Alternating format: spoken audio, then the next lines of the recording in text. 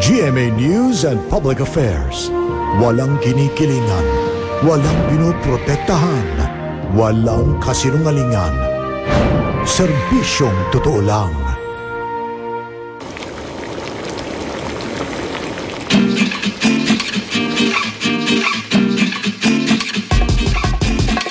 Ito kasi sa mahirap, special to eh. Hindi man siya kaaya-ayang tignan. I assure you, masarap po ito. Dapat mahal mo talaga ang ginagawa mo. Ayan, taco salad. Yung presidente parang nagsaserve ng pagkain. Dapat may pagmamahal. Sinong madalas magluto? Yung kusinera. Alam ko, mukhang eksperto ka sa pagluluto eh. Ako, amateur lang ako eh. Breakfast, lunch, dinner yata niya to eh.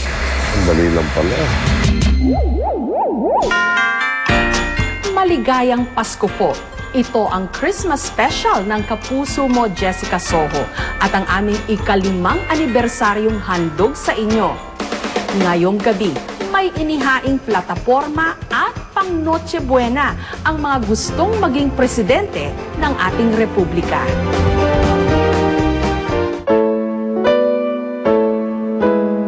Ito ang unang taon na magpapasko ang pamilya Aquino na wala na ang kanilang ilaw ng tahanan.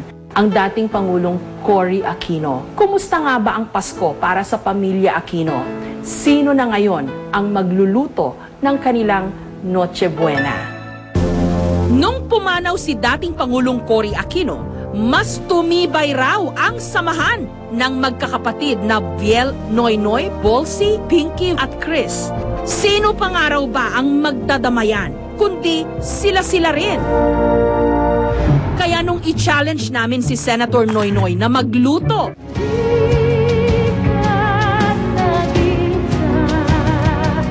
agad siyang humingi ng saklolo kay Pinky. Pinky is very gracious enough at very generous para ituro sa atin yung isa sa mga paborito nilang pagkain tuwing nag-get together ang kanilang pamilya. Ang tinutukoy ni Pinky, ang Caesar salad na paborito raw ng kanyang kapatid. Ako, ngayon lang natin makikita na magluluto si Senator Noynoy Aquino. Mag-a-assist. Mag-a-assist. Pero seriously, hindi ka nagluluto? Prito. Ay, pwede sa oven toaster. Okay, game.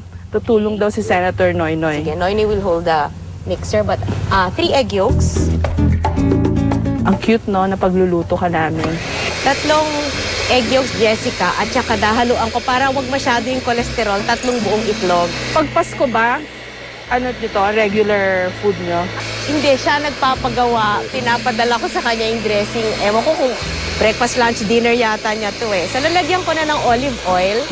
Dapat yung olive oil ganyan na slowly lang. Siguro this olive oil is about 1/3 cup.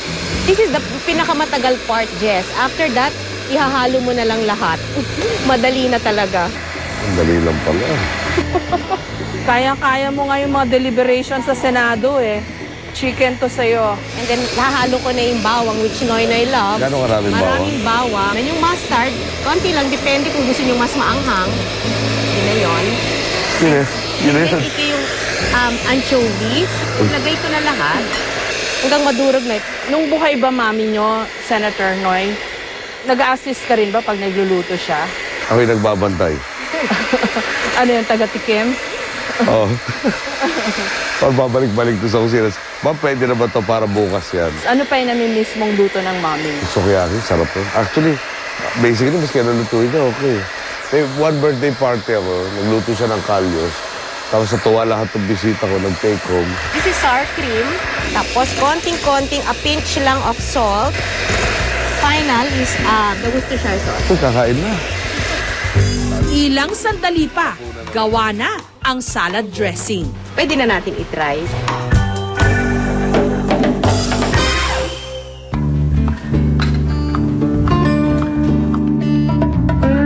Masarap na yung dressing. Habang pinapapak namin ni Senator Noynoy ang Caesar salad, ibinuking din niya ang ritual sa kusina ng iba pa niyang mga kapatid. Si Chris, ano niluluto niya for you? Then for all of us, the last time, I think it was roast beef. Pero habang kinakain mo, may konting pakonsensya. I woke up at this time, I had to massage the beef with all of this spices, I had to let it set, I had to defrost it. So parang nahihiya ka na tuloy isubo na kung gano'ng kahaba niya pre-prepare, dapat na gano'ng kahaba mo rin lalasapin.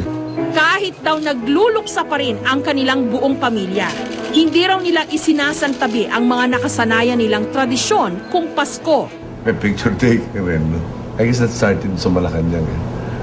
Tapos but more than anything, the idea of being together is very, very important. Kahit pala nasa detention ng daddy nyo, may Christmas tradition pa rin. May seremonya doon yung guard, pinapag-usapan ng daddy.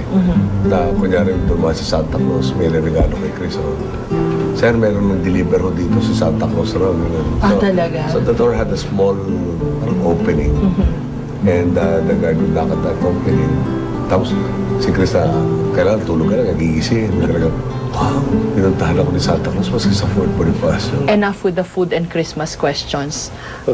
Kumusta? How are you coping with the rigors nung pagtakbo mo para sa Malacanang? Medyo mabigat talaga yung travel, for instance. Umpisa ka na 6 in the morning, mga 10 or 11 siguro matatapos. So, after dinner, patol, may debriefing, may assessment. Nakakagulat na hindi talagang laspag na laspag o exhausted. Tapos may tendency pa nakangiti. Dahil yung pagsalubong talaga ng tao sa amin anywhere parang maski nakagano ka lobat, nare-recharge ka talaga. Isa ka dun sa mga medyo star-studded. The biggest stars probably in the country are with you. Maski naman gaano ka well-funded ka, hindi mo kaya i-hire lahat itong stars na to. The only reason that they're there is because they also are sharing that vision and are volunteering their time, effort, and talent. Simpleng pagkain man ang inihanda ni Senator Noynoy, labor of love daw ito, tulad ng kanyang kagustuhang tumakbo sa pagkapangulo. Problems kasi, the solutions are not secrets. And a lot of the solutions are simple. And again, exercise of the correct political will leading to good governance.